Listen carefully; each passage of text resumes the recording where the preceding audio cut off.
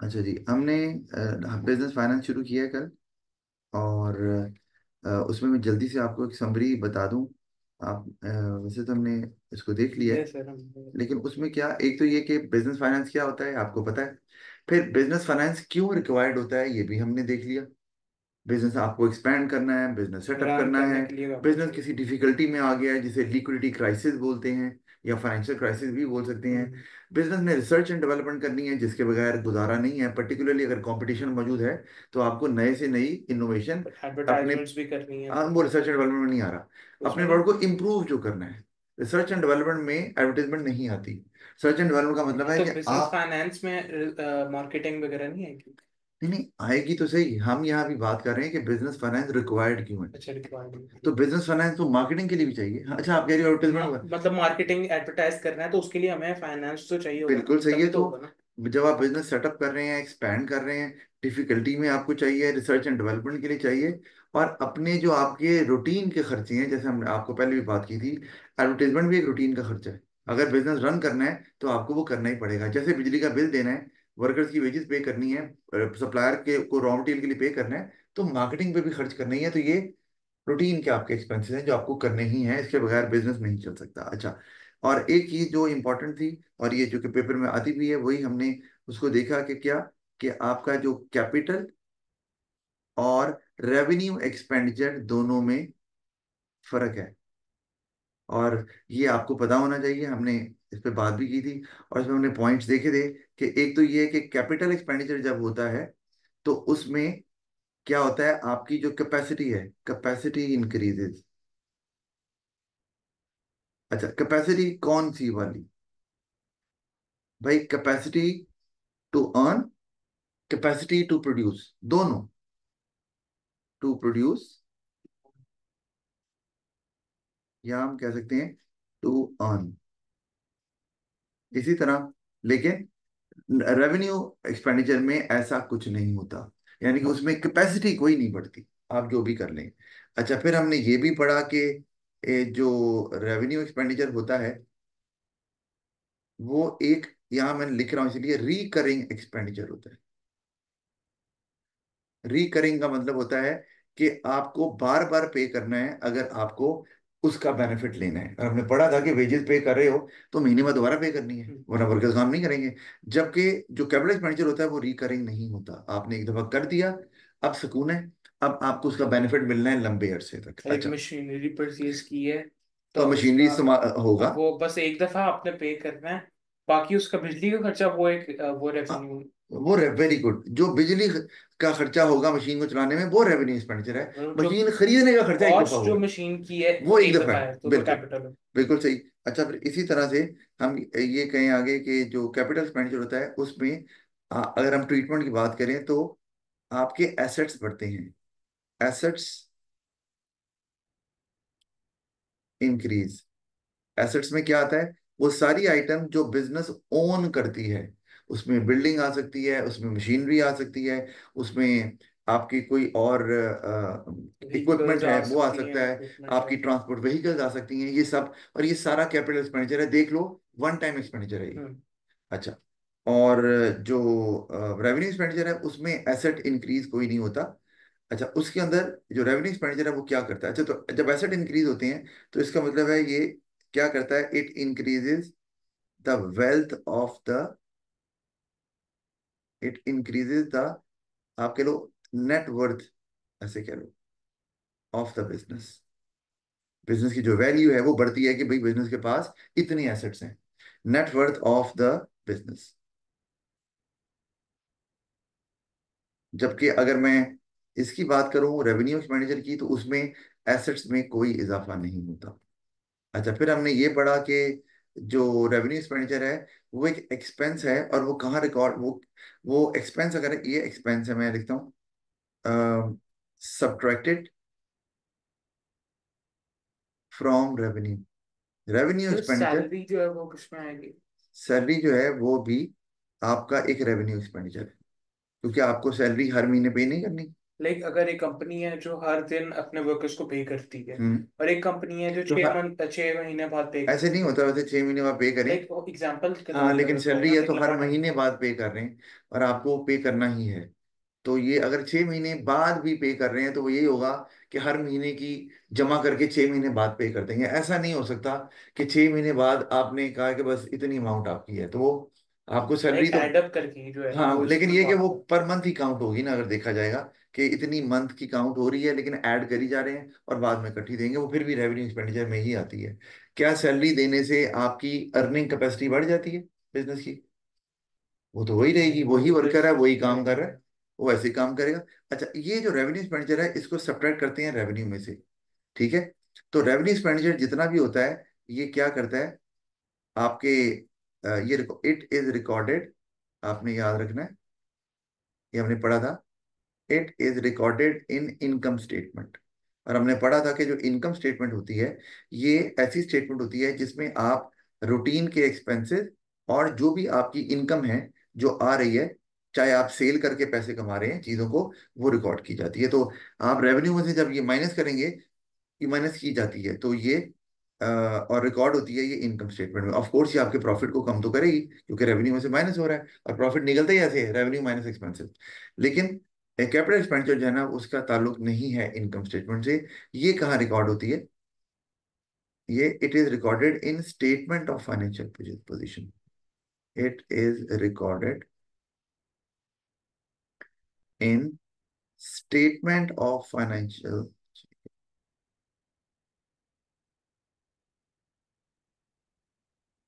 ये मैंने कहा कि अकाउंटिंग जिन्होंने नहीं भी पढ़ी हुई, तो उनको भी समझ आ जाए, in statement of financial position. Like financially इसमें स्टेबल है बिजनेस, तो हाँ, क्या कैपिटल को देखा जाएगा। अब इसमें एक स्टेटमेंट ऑफ फाइनेंशियल पोजीशन में आता क्या है, ये मैं आपको बता देता हूँ। इसमें एक तो आते हैं एसेट्स। वैसे ना ये A2 में चला गया, इसलिए मैं बहुत ज्यादा डिटेल में नहीं बताऊंगा। बट सर A2 ये में हम इजी है। कवर करेंगे। एसेट्स आते हैं, इसके अंदर बिजनेस की ना लाइबिलिटीज आती हैं, बिजनेस ने कितना पे करना है दूसरों को। एसेट्स तो वो है ना जो बिजनेस की अपनी मलकियत है, यानी कि प्रॉपर्टी या ओनरशिप बिजनेस की है। लाइबिलिटीज आती हैं, और तीसरी चीज इसमें कैपिटल भी आता है। सर लाइबिलिटी वो कैश फ्लो के अंदर नहीं लिंक्ड होगा। लाइबिलिटी जो है ना, नहीं, कैश फ्लो में नहीं, क्योंकि कैश फ्लो में तो आप रूटीन के खर्चे कर रहे हैं। लाइबिलिटी का मतलब है आपने फ्यूचर में ये पे करना है। जैसे मैं आपको एग्जांपल अच्छा, देता हूँ फ्यूचर प्लानिंग होगी। कि आपने चीजें खरीद ली हैं, पैसे अभी पे नहीं किए हुए, और वो आपने 2 महीने बाद पे करने हैं, तो आपकी लाइबिलिटी है। आपको 2 महीने बाद पे करने हैं, क्योंकि आपने वो चीज खरीद ली हुई है। जो हम बात कर रहे हैं कैश फ्लो की, वो तो है रूटीन के जो खर्चे होंगे, जो पैसे आपको देने होंगे, वो उसकी जो आप देते जा रहे हैं, साथ साथ देने होंगे, नहीं देते जा रहे हैं साथ साथ। जैसे वर्कर्स को देना तो वो देते जा रहे हाँ, हैं, वो लेकिन कैश अगर फ्लो। आपने वर्कर्स की सैलरी को रोक लिया है और कहा है जी 6 महीने बाद देंगे, और वर्कर से काम ले ही जा रहे हैं, वो लाइबिलिटी वो में आता है, लाइबिलिटी को। कि आपको एक्चुअली वो पे तो करनी है इन द एंड जाके। अच्छा, तो जो लाइक दोनों का डिफरेंस ये है, इसमें फ्यूचर की बात हो रही है और दूसरे में वो तो आप करंट है। करंट लाइक हाँ, प्रेजेंट की बात हो रही ये है। भी आप कहते हैं फ्यूचर भी इसमें रिकॉर्ड किया जाता है, बिल्कुल सही है। और इन द एंड, साल के एंड पे आपको जब पता चलता है कि आपके पास कितने एसेट्स, लाइबिलिटीज, कैपिटल है, वो भी रिकॉर्ड किया जाता है साल के हम्म। एंड पे। अच्छा, ये तो है जो इनकम स्टेटमेंट है, वो तो आपको साथ साथ नजर आ रहा होता है कि जी कितना, कितनी इनकम आई है और कितना एक्सपेंडिचर हुआ है। लेकिन इनकम स्टेटमेंट भी डिटेल में बताना नहीं चाह रहा, क्योंकि इसमें भी अकाउंट्स मेंटेन किए जाते हैं। तो आप पूरे साल में जो भी खर्चे किए जाते हैं उनको एडअप करके, पूरे साल में जितनी इनकम जनरेट की जाती है उनको एडअप करते हैं, और फिर देखते हैं प्रॉफिट कितना हुआ, देखा ही जाता है। अच्छा, एक चीज और इसमें कि अम, जो कैपिटल एक्सपेंडिचर होता है, इसमें बिजनेस स्पेंड्स वंस, एक दफा खर्चा बिजनेस ने किया है, once, but enjoys the benefit, the benefit for a longer time period, या मल्टीपल टाइम्स बेनिफिट और लॉन्गर टाइम पीरियड। लाइक अगर उसने वर्कर को एक पे किया है, तो वो वर्कर से काम लेगा और 6 महीने बाद जाके पे करेगा। तो वो फिर वो 6 महीने बाद क्यों पे कर, वर्कर क्यों काम करेंगे 6 महीने तक? बगैर सैलरी के। क्योंकि उनको पता है कि उनको एक 6 महीने के टाइम स्लॉट के बाद पे मिलेगी। मिलेगी, लेकिन अगर वर्कर्स को, ये तो मैंने आपको एग्जांपल दी थी, लेकिन इतना लंबा टाइम नहीं होता, लेकिन अगर वर्कर्स को पता हो कि हमें सैलरी भी वही मिलनी है और मिलनी भी 6 महीने बाद है, तो उनकी एफिशिएंसी तो कम हो जाएगी और कहेंगे यार ये क्या बात हुई, हमें जो अपने रूटीन के खर्चे, हमने घर ही चलाना है, अपना घर के खर्चात पूरे करने हैं, वो कैसे करेंगे। तो वो प्रॉब्लम होगी। हाँ, एक आधा महीने की बात होती है तो समझ आती है, वर्कर्स माइट हैव सेविंग्स और वो उसको फिर इस्तेमाल कर सकते हैं उस केस के अंदर। अच्छा, और जो रेवेन्यू एक्सपेंडिचर है उसमें ऐसा कुछ नहीं होता, क्योंकि वो रिकरिंग एक्सपेंडिचर है, बार बार आपको करना है अगर आपको बेनिफिट लेना है, यानी कि business has to spend again and again, again and again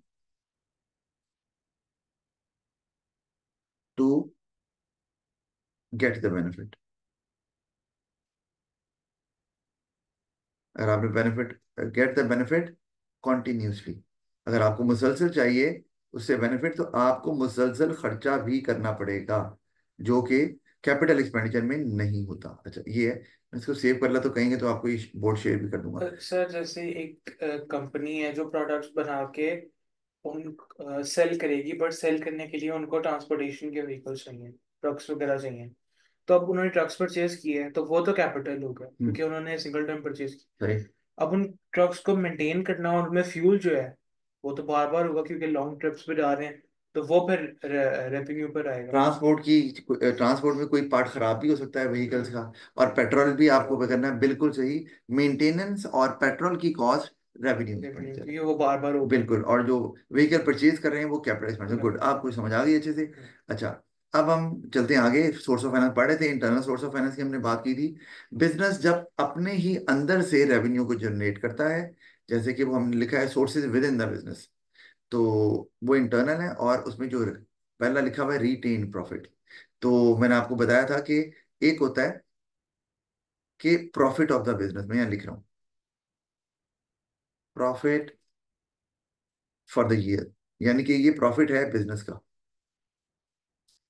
ठीक है, लेट से ये है $10,000। तो अब ये बिजनेस को प्रॉफिट तो हो गया, लेकिन बिजनेस ने इसमें से टैक्स पे करने हैं, तो वो आप माइनस करेंगे, लेस टैक्सेस। लेट से वो है $15, $1,500, आपने वो माइनस कर दिया, तो आपके पास कितना आ गया, ये आ गया 10,000 था, तो $8,500। ठीक है, अब ये तो आ गया आपके पास, इसको बोलेंगे प्रॉफिट आफ्टर टैक्स बोलते हैं इसको, यानी कि टैक्स पे करने के बाद आपके पास कितना प्रॉफिट बचा है। किसका प्रॉफिट, जो बिजनेस ने अर्न किया है। प्रॉफिट आफ्टर टैक्स के बाद अब आपको ये करना है कि डिविडेंड पे करना है, लेस डिविडेंड, इसी में से पे करना है। अच्छा, और डिविडेंड क्या चीज होती है, डिविडेंड जो है ये डिवाइड से निकला है ना, कि आपको प्रॉफिट को डिवाइड करना है। ठीक है, डिविडेंड जो होता है ना, ये होता है share of profit, share of profit of the share holders.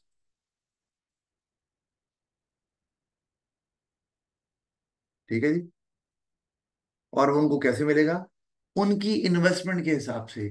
जिस शेयर होल्डर की 20% इन्वेस्टमेंट है, यानी कि उसने 20% शेयर खरीदे हुए हैं, तो प्रॉफिट में उसका 20% हिस्सा होगा।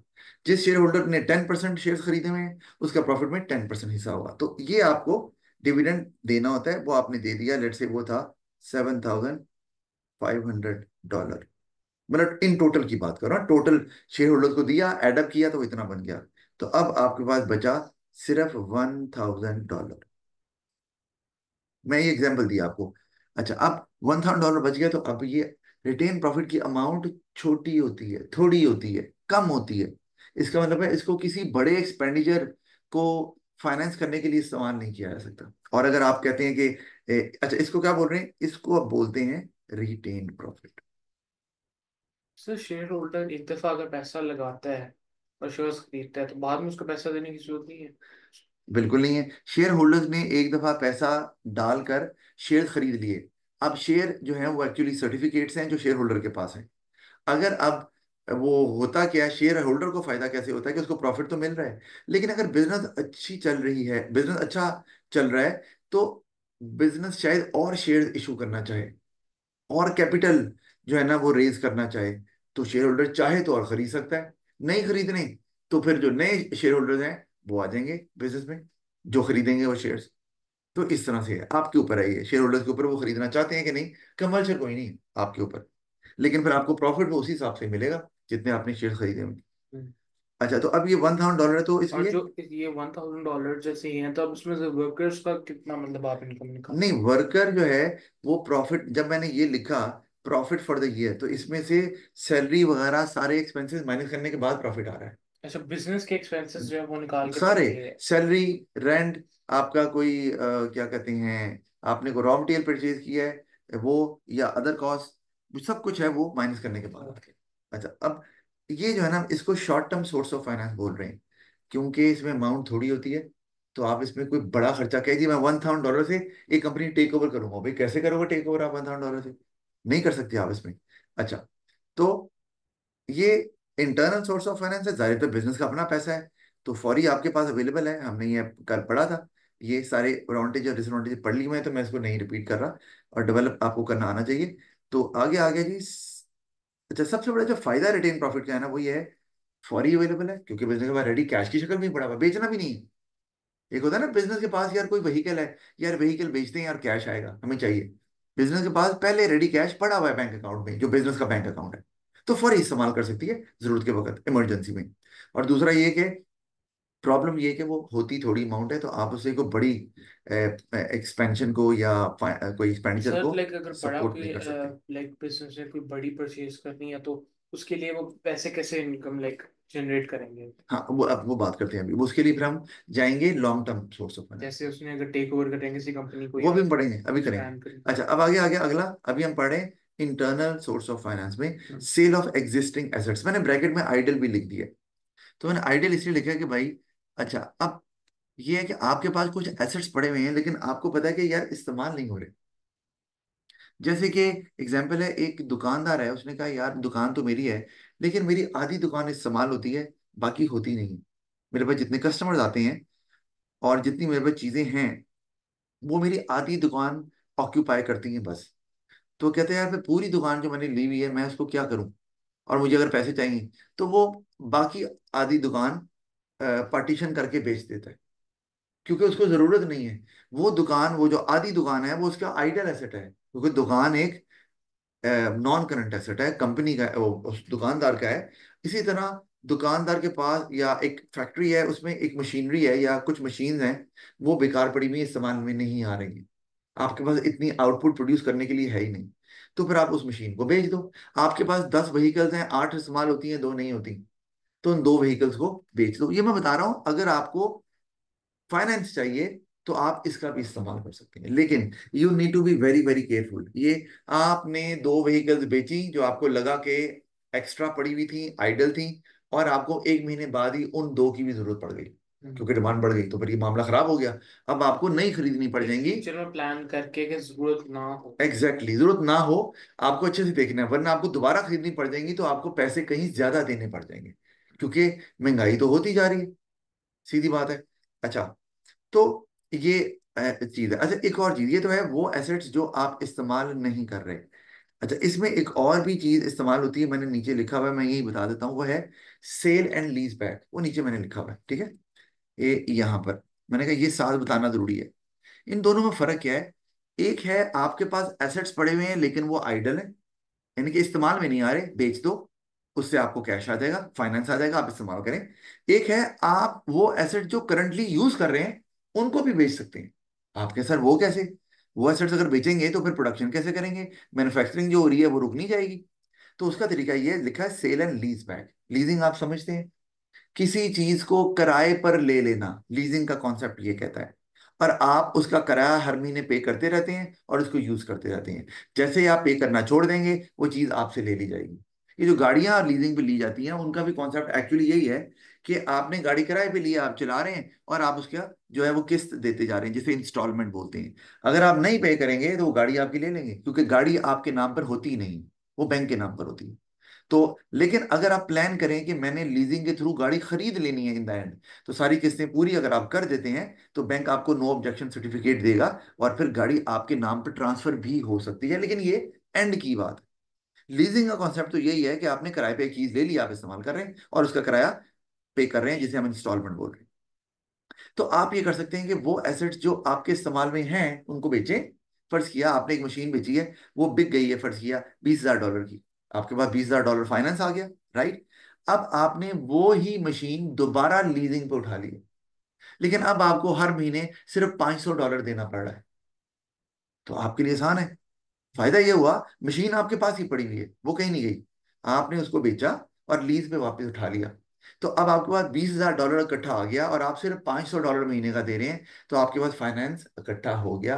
और अब आप उससे एक्सपेंडिचर प्लान कर सकते हैं कि हाँ यार, अब हमें जरूरत है तो हम यहाँ यहाँ खर्चा कर सकते हैं। $500 हर महीना देना, हर महीने देना, ये कौन सा मुश्किल काम है। तो ये दोनों जो है ना हो सकते हैं, आप ये कर सकते हैं। अच्छा, अब इसमें फायदा पहला, better use of the tied up capital, ये तो मैंने बताया। भाई मशीन पड़े पड़े तो खराब ही हो जानी है ना।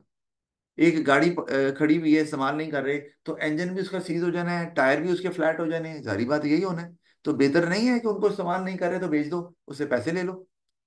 अच्छा। या फिर सर रेंट पे भी दिया जा सकता है। हाँ, ये लाइक भी, अगर किसी और को चाहिए तो आप उससे भी कैश जब, आएगा, फाइनेंस तो आएगा उससे भी, रेंट। हाँ, और लाइक जब आपको जरूरत होगी तो आप सुबह भाई मेरा हो गया जरूर नीड है बिल्कुल मेरे सही, को लेकिन बस। उससे आपको मंथली रेंट मिलेगा, जो एक बहुत ही रीजनेबल अमाउंट होगी, थोड़ी ज्यादा नहीं होगी।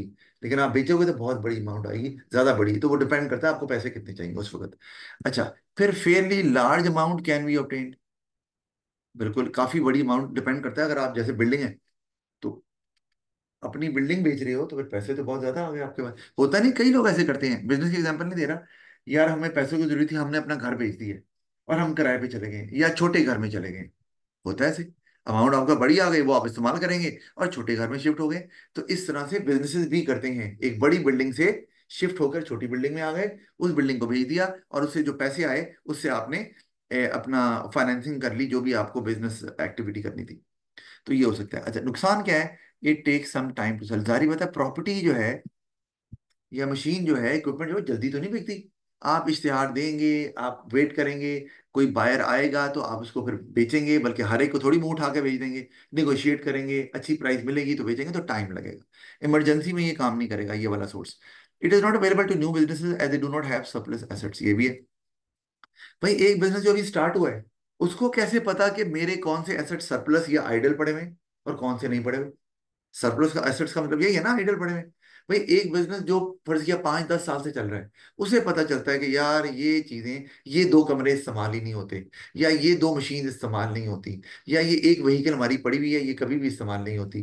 तो उनको आइडिया होगा रूटीन देखकर। तो नए बिजनेस को आइडिया नहीं होता तो वो बेच ही नहीं सकता, उसको तो बिजनेस को एक्सपैंड करना है, चलाना है, तो उसके पास भी ये ऑप्शन अवेलेबल नहीं होता। अच्छा, फिर हमारे पास एक और ऑप्शन, ये हम अभी क्या पढ़े, इंटरनल सोर्स ऑफ। फिर आ गया running down inventories to raise cash. Inventory क्या है? इन्वेंट्री का पुराना नाम था स्टॉक। यानी कि आपके पास जो रॉ मटेरियल की फॉर्म में चीजें पड़ी हुई हैं, आपने रॉ मटेरियल खरीदा हुआ है सप्लायर से, वो पड़ा हुआ है और वो इस्तेमाल नहीं हो रहा किसी भी वजह से, क्योंकि अभी शायद डिमांड नहीं है, प्रोडक्शन अभी उतनी नहीं हो रही है, तो वो रॉ मटेरियल पड़ा हुआ है। तो आपने कहा यार ये रॉ मटेरियल अभी पड़ा ही हुआ है, इस्तेमाल नहीं हो रहा, तो बेच दो, बेहतर है। ऐसे ही हम वेयर हाउस की जो स्टोर रूम है हमारा, जगह भी घेरी भी है और हम हमें पड़ा हुआ है, खराब भी हो सकता है अगर वो इस नेचर का है, नहीं भी खराब हो रहा है तो वो आपके किसी काम का नहीं है फिलहाल, तो आप उसको बेच दो। तो उससे एक फायदा तो ये हो रहा है कि इससे आपकी अपॉर्चुनिटी कॉस्ट कम हो रही है। वो कैसे?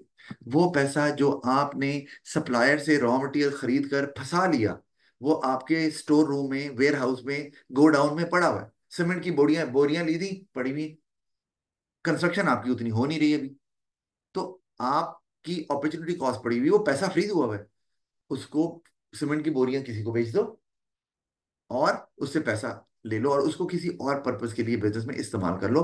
तो आपकी अपॉर्चुनिटी कॉस्ट कम हो जाएगी। अपॉर्चुनिटी कॉस्ट वही होती है ना, कि वो बेनिफिट जो आपको नहीं मिल रहा, जारी बात है, सीमेंट की बोरियां ले ली हैं, पैसे लगा दिए हैं, बेनिफिट तो मिल को ही नहीं रहा उससे, हम्म। तो वो आप, बेहतर है कि उसको बेच दो उस वक्त।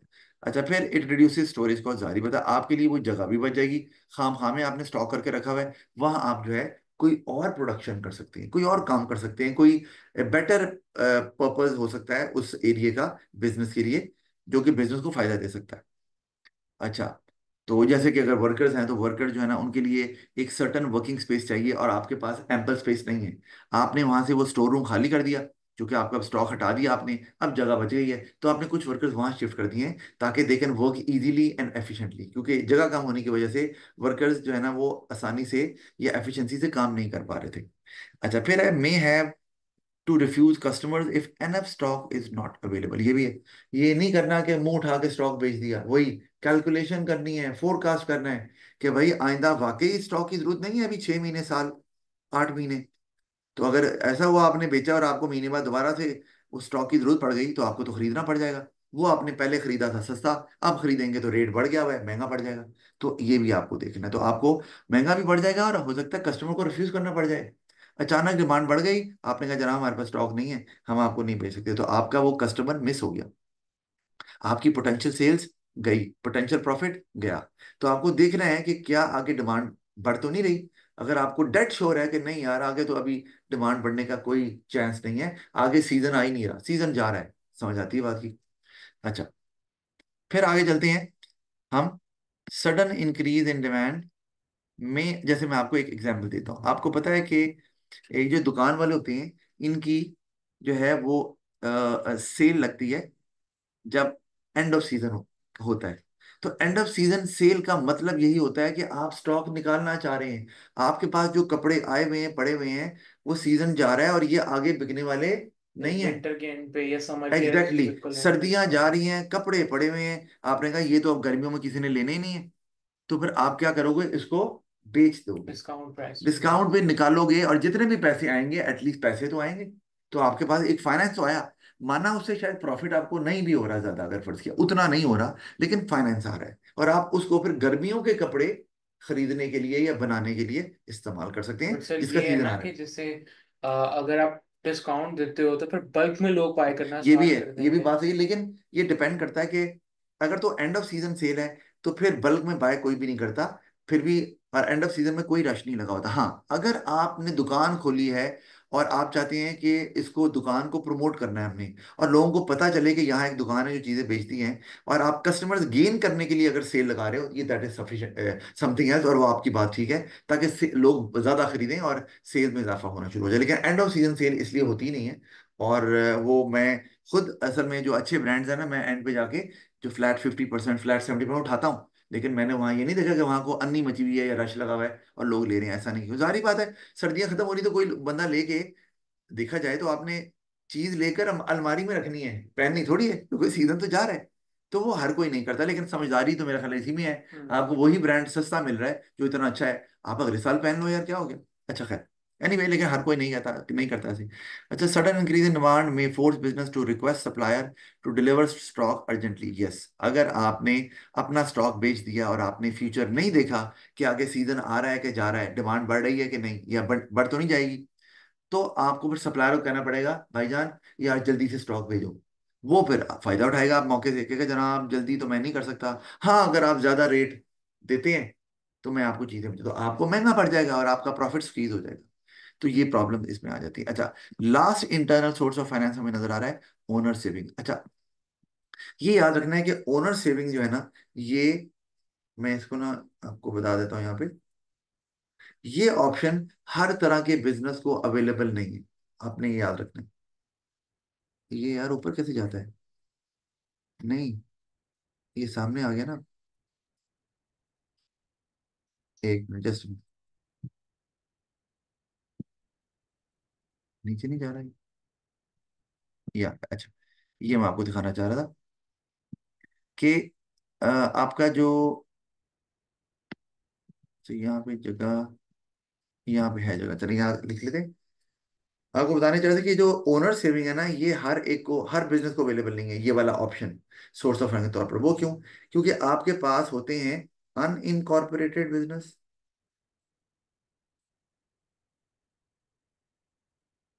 अनइनकॉर्पोरेटेड बिजनेस, और एक होते हैं इनकॉर्पोरेटेड बिजनेस।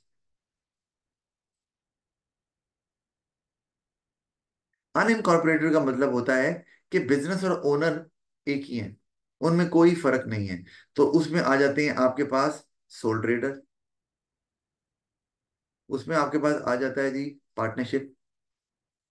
तो इनके केस में ऑफ कोर्स अगर बिजनेस को पैसे चाहिए हैं, फाइनेंस चाहिए है, तो क्या ओनर पैसा नहीं लगाएंगे अपना?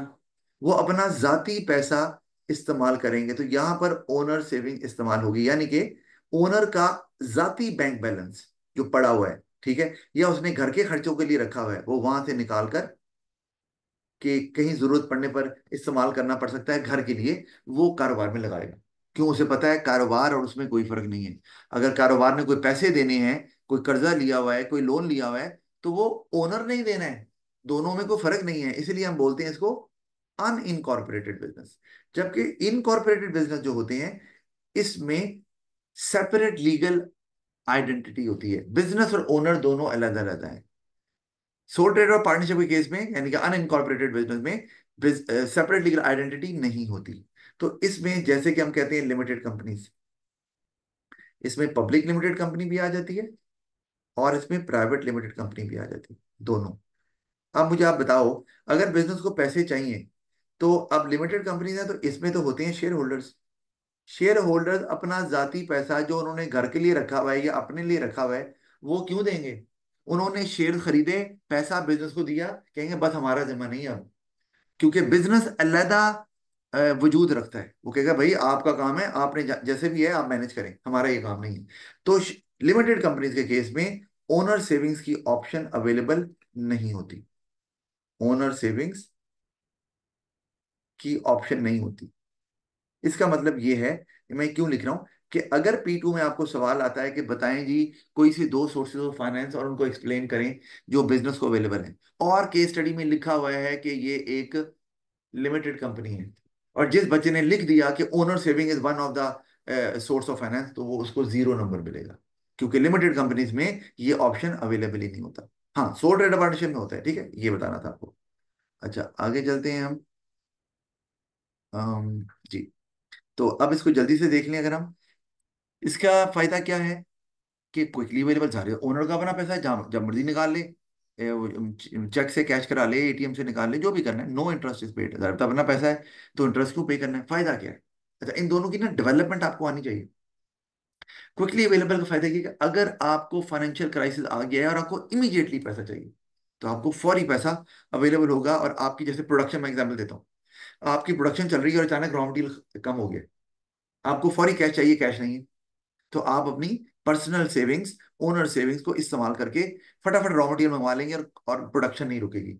और अगर वो फौरी नहीं आता, आप क्या कहते हो? कहते हो यार चलो मैं फिर लोन लेता हूँ। तो लोन लेने में तो टाइम लगेगा, वो एक पूरा प्रोसेस होता है, कॉम्प्लेक्स। तो वो पूरा होगा तब पैसे मिलेंगे, तो उतनी देर में तो आपकी प्रोडक्शन रुक जाएगी। प्रोडक्शन रुकेगी तो जो कस्टमर को डेडलाइन दी हुई है वो पूरी नहीं होने वाली आपकी। अच्छा, इसी तरह इंटरेस्ट है। आप आपका पैसा जब अपना है तो इंटरेस्ट तो पे ही नहीं करना। और इंटरेस्ट क्या होता है? इंटरेस्ट एक एक्सपेंस है, तो वो बिजनेस के प्रॉफिट को कम करता है। तो यहां पर प्रॉफिट को कम नहीं करेगा, क्योंकि आपको इंटरेस्ट पे ही नहीं करना। इस तरह से आपको डेवलपमेंट करनी है। मे बी टू लो, हाँ, एक ओनर है सोल ट्रेडर, तो बेचारा उसके पास कितने की सेविंग होगी? वो खुद अकेला चलाता है। तो नॉर्मली सोल ट्रेडर और पार्टनरशिप बिजनेसेस छोटे होते हैं, बड़े नहीं होते। बड़े बिजनेसेस कौन से होते हैं? प्राइवेट लिमिटेड या पब्लिक लिमिटेड कंपनी, जो बड़े बड़े बिजनेस होते हैं वो होते हैं। अच्छा, इसी तरह तो उनके पास शायद बड़े एक्सपेंडिचर को फाइनेंस करने के लिए पैसे नहीं होते।